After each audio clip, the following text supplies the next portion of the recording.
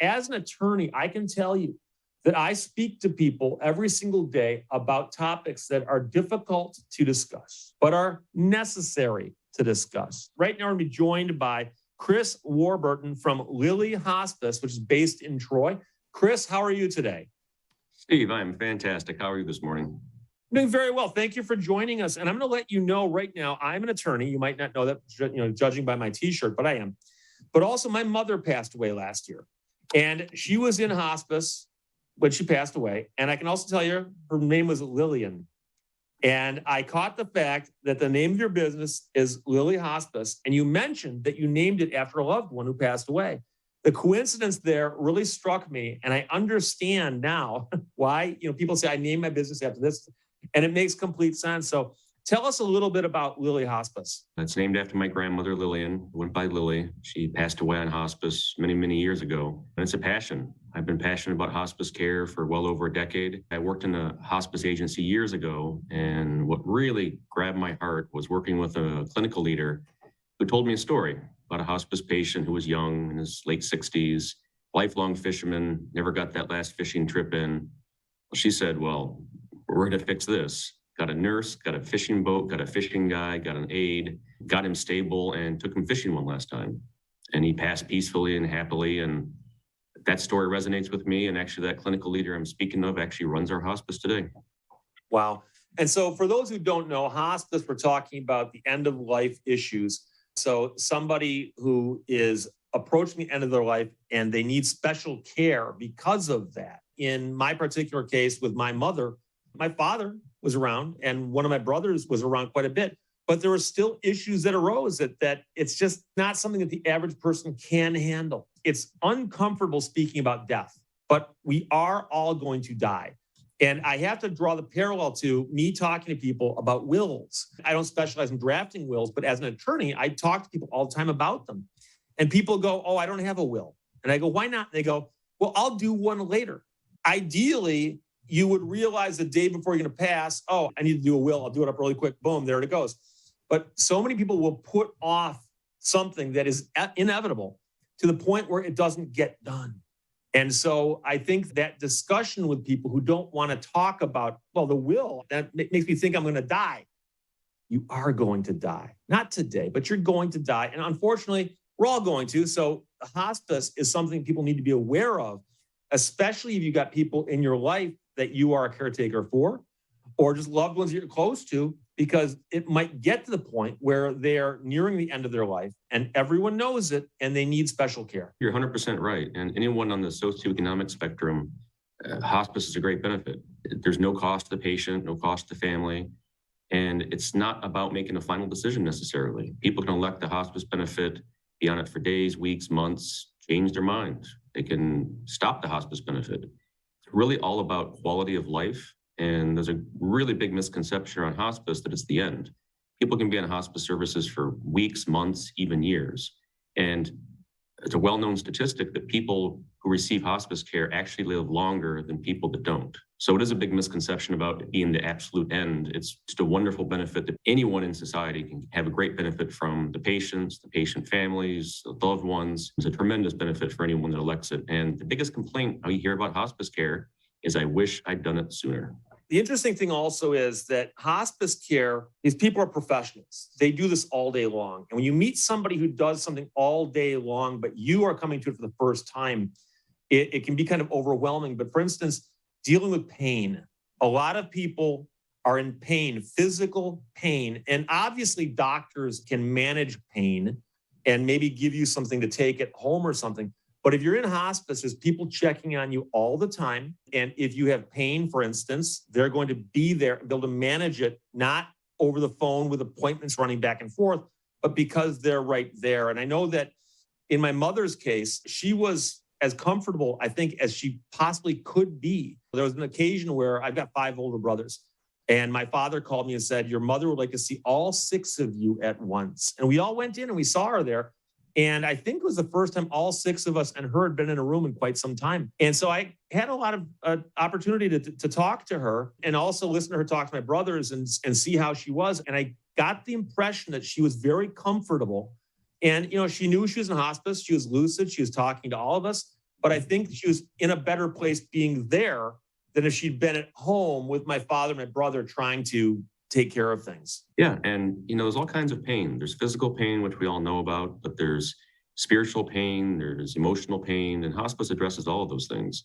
And hospice can be anywhere. People often think it's in a location somewhere, but hospice can come to you, whether it's in your private home, it's in your living facility, an inpatient setting. It can truly be anywhere. Actually, one of our first patients reached out to us because her father was in a great deal of pain, physical pain. She was in a panic because her wedding was in 3 days and she's in the midst of trying to reschedule it. He was in bed, very aggressive cancer, young, again in his 60s. Our team got involved, said, don't do anything just yet. Got him physically stable, got his pain managed, and got him on an airplane. And 3 days later, he walked his daughter down the aisle in Florida. So hospice does a great many things above and beyond just managing pain. It's really meant to be there for whatever the patient and patient families need. I know that a lot of people who are older fear being put into a home. They don't want to get put into a home because they view it as a one-way trip. I'm checking in. I'm never coming back home. I'm stuck there. And of course, the idea is that hospice, you can go into hospice, and if you want to, you can get out of hospice. It's not necessarily a one-way trip. You can change your mind. And I think that's an important thing for people to realize. 100% true. You can go in, you can go out. All you have to do is say, I don't want this anymore. I want to try aggressive treatment, or I want to go to the hospital, or whatever the case may be. That's fine. There's no commitments. There's no obligations. It's really completely up to the patient and the patient's families. Hospice is almost always completely free because it is medical treatment, which means that it's either going to be covered by Medicare or your private insurance or something like that. And I think a lot of people don't do the homework to find out what something's going to really cost them. And if they find out like, oh, this is actually healthcare, it's being covered by healthcare, then it might change their minds about it because nobody wants to pass away and on their way out, waste all their money on something when they can leave it to their children, for instance. Yeah, it's completely free. And it's not just the care. I mean, we have nurses, we have spiritual care coordinators, but it's also medications, it's medical supplies, it's hospital bed if needed. All that is covered under the hospice benefit. And it's a huge benefit to families to support them in their time of need at virtually no cost, typically no cost.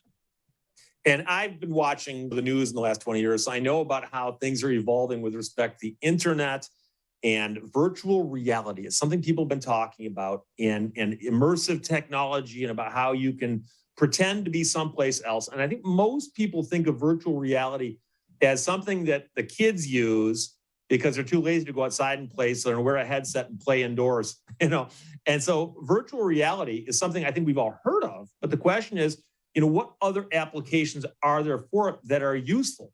And so I'm reading the story of what you guys do at Lily Hospice, and you mentioned virtual reality. I'm like, wait a second. These are two worlds I can't imagine coming together, and yet they have. What are you guys doing with virtual reality there? Well, Steve, so it gets back to the concept of giving patients what they need at the end of life. And I'll use the fishing analogy. Some patients can't do that. They can't get out of bed. They can't go fishing that one last time. But we can do things for them virtually. So we came up with a journey program. It's a system that we created that uses virtual reality to give patients experiences maybe they can't physically experience now. Maybe it's you never got to take that gondola ride in Venice, or you want to walk the streets of Jerusalem, or you want to go scuba diving. We can provide patients all those experiences facilitated by a member of our social work team who's trained to do it. But go in and provide these experiences. It can be as simple as, I want to see my childhood home. And we can put them in a virtual world, and they're outside their childhood home, in their neighborhood, looking at their neighbor's house, looking at the park across the street, walking the streets of Traverse City. Our next step in this process is to actually give customized experiences. So let's say you're a lifelong Catholic, Steve, and you love going to Mass every Sunday. You can't go. We can take a system, set it up in your seat, in your pew, record Mass with your priest, your parishioners around you, your friends, and then put that headset on, and you're virtually in that Mass. Same thing if someone's having a graduation party or a wedding and a patient can't make it, we can take them there virtually. And what's interesting about this, like suppose somebody's loved one is getting married tomorrow and they can't make it. Idea that you can send somebody there and not just videotape it, but to actually have that immersive virtual reality experience where like you can turn your head and see who's over here or look over here. And that elevates it so much more than like looking at pictures or videos and so on. And your loved ones can walk up to the camera and say, hey, Steve, we miss you. Hope you're well. We love you. It's truly a personalized experience that it's so immersive. You have to experience it to really understand it because you really feel like you're there. I know this isn't a perfect parallel, but I own a Peloton. Okay. I get on my Peloton. There's a screen in front of me and it goes, what would you like to do today? You can take a class. I don't take the classes. I go for the rides. And there's a list of rides where they put somebody on a bike and had them ride some scenic route for half an hour, 45 minutes. So I can take a ride for 45 minutes through the streets of Melbourne, or 30 minutes through the Alps, or 30 minutes through the Andean mountains. And they put all these different things in there. And the crazy thing is that you can get on an exercise bike and move the wheels for 30 minutes and you get your exercise. If you're watching something that's compelling and fun to watch, you don't notice the time go by. And it really does help take you there. So simply going from, we're not just going to show you a videotape, we're actually going to show you the virtual reality thing, has got to be like stepping it up quite a bit. We had a patient not too long ago, lifelong fisherman. He and his son would go fishing in northern Michigan. They had an annual trip. That was their thing.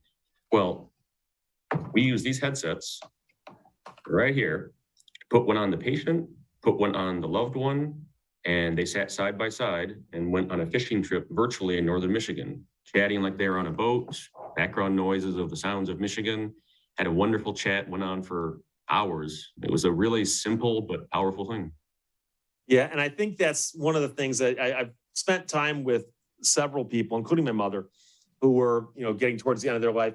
And that's one of the things I think that they miss the most is they start thinking about the things they did as kids or as they're growing up. And of course, everyone gets busy as adults. And we always look back with a little bit of regret on the things that we didn't get one last chance to do.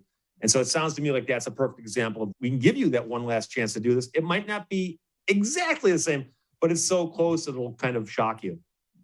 Yeah, and it is shocking. We had a pharmacist we work with here, and we were talking about the system. He wanted to try it, and I said, "Well, hey, what's your home address?" He goes, "Oh no, it's in Lebanon. I haven't been there in 20 years." And well, let's try and find it. 2 minutes later, he's looking through the village he grew up in. He's looking at the soccer field he played in as a kid.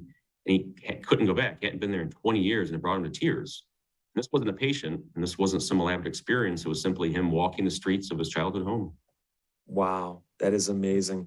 Well, it sounds like a really cool idea. I'm glad you guys are doing this. It's all part, of course, of what you guys provide at lilyhospice.com. That's L-I-L-Y. So there's only 2 L's. My mother used 3, but that's okay. That's what makes us all so interesting is we're all different people, but lilyhospice.com. And I have to mention, you, of course, focus on Oakland, Macomb, and Wayne counties, the Tri-County area.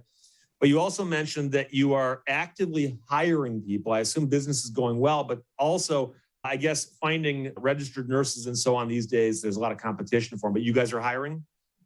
We are, Steve, and we're kind of our own worst enemy because we're very, very particular on who we hire. We only hire staff that have their heart in the right place, understand our mission, really are on board with our patient-centered care.